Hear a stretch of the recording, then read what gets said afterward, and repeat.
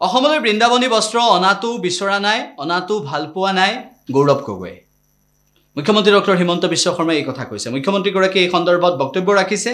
বৰ্তমান সময়ত কংগ্ৰেছৰ কি কাম, কংগ্ৰেছে কি কৰিছে, গৌৰৱ গগৈয়ে কি কৰি আছে বা গৌৰৱ গগৈয়ে শেহতীয়াভাৱে কোনবোৰ কথাক ভাল পোৱা নাই, অসম প্ৰদেশ কংগ্ৰেছ কমিটিৰ যিগৰাকী সভাপতি গৌৰৱ গগৈ, সেই গৌৰৱ গগৈক মুখ্যমন্ত্ৰীগৰাকীয়ে কটাক্ষ কৰি আজি কেইবাটাও মন্তব্য কৰে। সেইটো মই তাৰমানে বৃন্দাবনী বস্ত্ৰখনো আনিব নালাগে। তেওঁ লাজ নাই নেকি?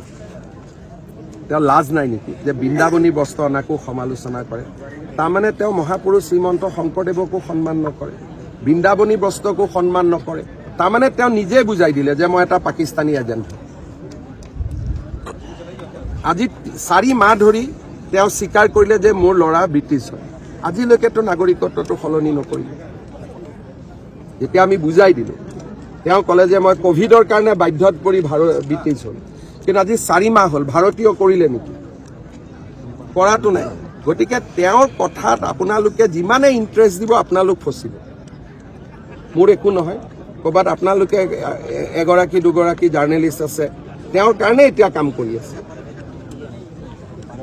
আপোনালোকে চাব 2-এজন জাৰ্নেলিষ্ট এতিয়া তেওঁৰ পলিটিকেল এডভাইজাৰো হৈছে।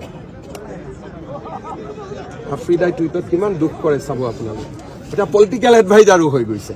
গতিকে আপোনালোকে ট্ৰেপত পৰি যাব। গতিকে তেওঁৰ কথাক ইমান গুৰুত্ব নিদিব, কাৰণ যোনে, আৰু মই দুখো নিদিওঁ, তেওঁতো বৃন্দাবনী বস্ত্ৰৰ বিষয়ে একো নাজানিও। লণ্ডন কোনোবা মানুহে এদিনত ফুৰিব যায়? তেওঁৰ পাছপৰ্টখন চাব, তেওঁ লণ্ডন কেইদিনৰ কাৰণে যায়। মই 8 ঘণ্টা 9 ঘণ্টাৰ কাৰণে যোৱা মানুহ। গতিকে মোক এইবিলাক কৈ লাভ নাই। মোৰ ওপৰত যিমানেই যি নহওক কিয় অসমৰ মানুহে মোক জানে, আৰু মই মোৰ কাৰণে চিন্তা নকৰোঁ। বিজেপি বহুত আগুৱাই গ'ল।